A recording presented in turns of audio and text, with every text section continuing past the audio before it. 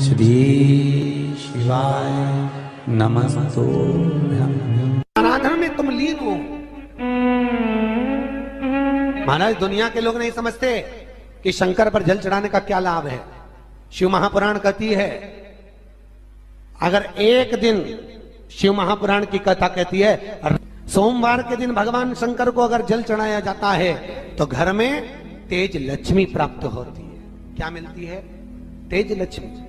कर बैठी थी, उनके नेत्र से अश्रु गिरा, उससे बेलपत्र उत्पन्न हुआ। काय का वृक्ष उत्पन्न हुआ? बेलपत्र।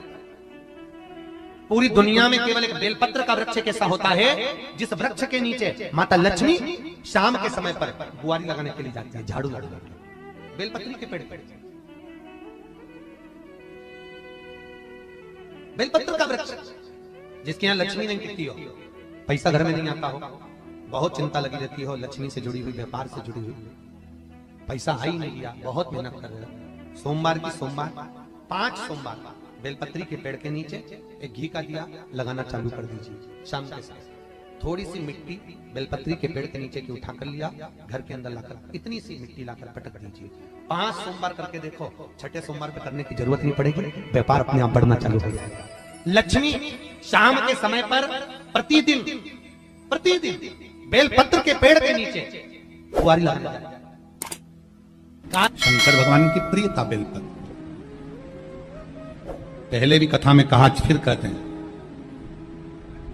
जिस व्यक्ति के जीवन में धन, संपदा, वैभव, सत्ता, लक्ष्मी की थोड़ी भी कमी दिखती हो, उसको बेलपत्री के वृक्ष का पूजन चालू कर देना चाहिए। जाओ सोमवार के दिन बेलपत्र वृक्ष के नीचे जल चढ़ाकर, जल का सिंचन कर कर, उसी बेलपत्र के नीचे शाम के समय पर संध्या काल में, प्रदोष काल में भगवान देवाधिदेव महादेव गौरी शंकर का स्मरण करो।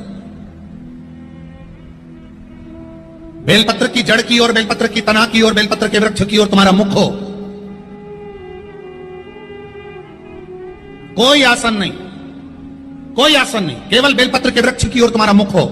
जहां बेलपत्री का वृक्ष है उसके नीचे बैठकर, उसकी छाया में, उसकी ओट में पंचाक्षर मंत्र नमः शिवाय, या फिर षडाक्षर मंत्र ओम नमः शिवाय, या फिर श्री शिवाय नमस्तुभ्यम का स्मरण कर कर अपने हृदय की बात गौरी शंकर से, महादेव से कहे।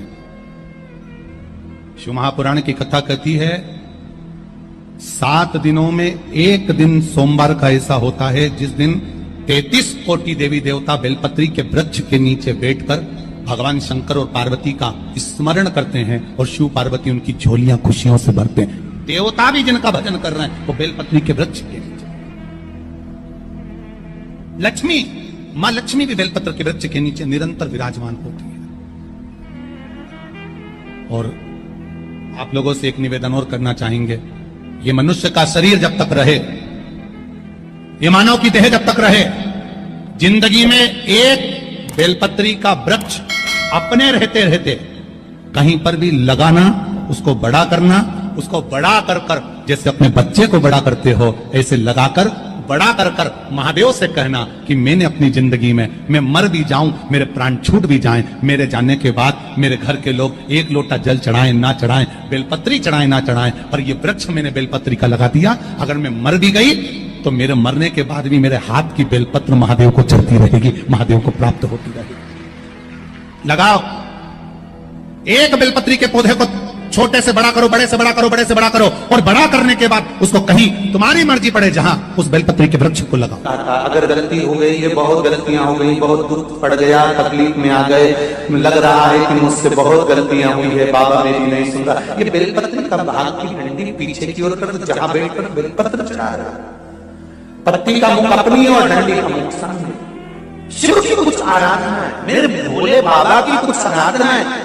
खाली ना जाता कोई, खाली ना जाता कोई, दर से तुम्हारे मैं भी खड़ी हूँ नहीं, बाहें पसार मैं भी खड़ा हूँ नन्ही बाहें पसार। अपने।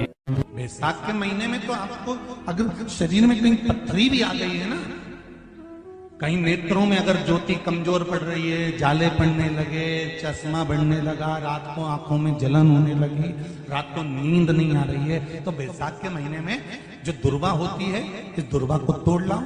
जहां पर अशुक सुंदरी का स्थान होता है, जहां पर अशुक सुंदरी का जो स्थान होता है, उस अशुक सुंदरी के स्थान पर उस दुर्वा को रख दो। और कुंदकेश्वर महादेव का नाम है। कौन से महादेव का नाम लेना है? कुंदकेश्वर। उस दुर्वा को उठाकर लिया। बैसाख के महीने में कोई भी तिथि, कोई भी दिन, कोई भी वार आप बैसाख के महीने में कर सकते हो। उस दुर्वा को लेकर आओ, लगभग 20-25 दुर्वा लेना, उसको लेकर आइए। सुबह सुबह कुंदकेश्वर महादेव का नाम लेकर उसको खाना प्रारंभ कर दीजिए। एक दुर्वा रोज खाओ। जो पथरी है या नेत्रों में तकलीफ है या कोई ना कोई रात्रि को नींद नहीं आना, बेचैनी हो जाना, घबराहट आना, धीरे धीरे धीरे धीरे 20 दिन की वो दुर्वा है, 20 दुर्वा एक एक दिन खाना चालू करो। 4 या 5 दिन लगेंगे, अपने आप आपको कोई गोली खाने की जरूरत नहीं पड़ेगी, नींद अपने आप आना प्रारंभ हो जाएगी और बेचैनी। अशोक सुंदरी वाली जगह पर दुर्वा समर्पित कर कुंदकेश्वर महादेव का नाम लेकर। कौन से महादेव? कुंदकेश्वर। जिस नारी का रजोधर्म से जुड़ा हुआ जो भी तकलीफ होती है, केवल हाथ में जल लेकर आसक्ति का नाम लेकर भी वो पान कर लेती है, तो रजोधर्म से जुड़े हुए सारे दुख, कहते हैं कि गर्भ में, गर्भाशय में अगर गांठ भी पड़ गई है और डॉक्टर कह रहा है कि बच्चादानी में गांठ है, गर्भाशय में गांठ है और इसका ऑपरेशन होना जरूरी है, आसक्ति दक्ष प्रजापति की पहली पत्नी का मात्र स्मरण कर कर अगर आचमन पानी का कर लिया जाए तो गांठ भी गर्भाशय की गलना प्रारंभ हो जाती है। ये वो नाम, ये वो शब्द है। अगर मान लो शरीर में कोई गांठ पड़ जाती है, डॉक्टर अपना इलाज कर रहा हो, उस जगह पर प्रजापति बीरण की पुत्री आसक्ति का नाम स्मरण में आना चाहिए। एक बार सब बोलिए, क्या नाम है? आसक्ति। और हम आसक्ति का नाम भी नहीं बोल सकते, तो इसी आसक्ति का एक नाम है वीरणी। क्या नाम है? आसक्ति का स्मरण।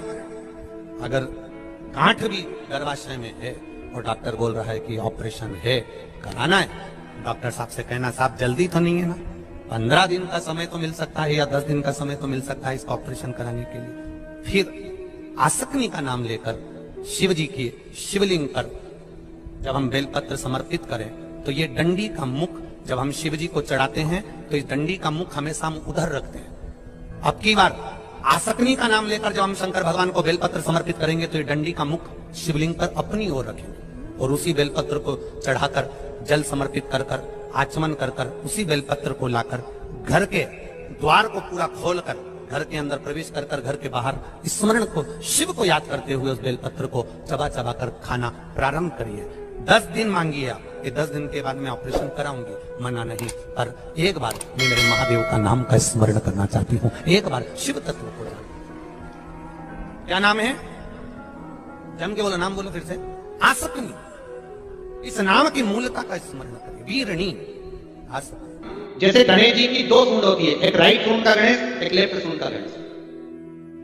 कौन कौन सी सूंड का? राइट सूंड और लेफ्ट सूंड। राइट सूंड का गणेश घर में होना चाहिए और लेफ्ट सूंड का गणेश आपका कोई ऑफिस हो, जहां से आप अपना धंधा कर रहे हैं, नौकरी कर रहे हैं, सर्विस कर रहे हैं, काम कर रहे हैं, बिजनेस कर रहे हैं, या आप अपनी कोई भी कुर्सी के ऊपर बैठते हैं किसी कमरे में जाकर, उस कमरे के अंदर लेफ्ट सूंड का अगर गणेश होगा तो आपकी तरक्की को, आपकी उन्नति को दुनिया में कोई नहीं रोक सकता। और अगर जिस स्थान पर बैठकर आप बिजनेस कर रहे हैं, कमा रहे हैं, उस स्थान पर अगर राइट सूंड का गणेश होगा तो आपकी तरक्की नहीं, वहां लेफ्ट सूंड का गणेश होना चाहिए। और घर में जम के बोलो, राइट सूंड, राइट सूंड का गणेश।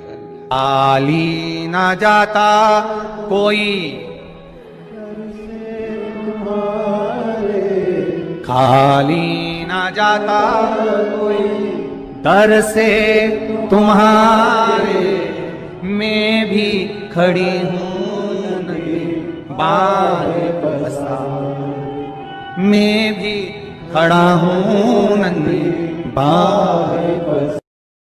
आपका कोई काम अटक रहा है, कोई काम नहीं हो रहा, बहुत परेशान हो गए, बहुत थक गए उस काम के लिए, सबके हाथ भी जोड़ लिए, सबके पास होकर आ गए, पर वो काम बढ़ ही नहीं रहा, तो निवेदन करते हैं घी के दिए में काली तिल डालकर सोमवार के दिन शंकर जी के मंदिर के सामने तुम रुका जी का नाम लेकर दिया लगाकर, जिस काम को तुमने दुनिया के आगे कहकर देख लिया, कर देख लिया, नहीं हुआ, उस कार्य को एक बार दिया लगाकर निवेदन कर फिर जाकर देखना, काम आगे बढ़कर ही रहेगा। छूटे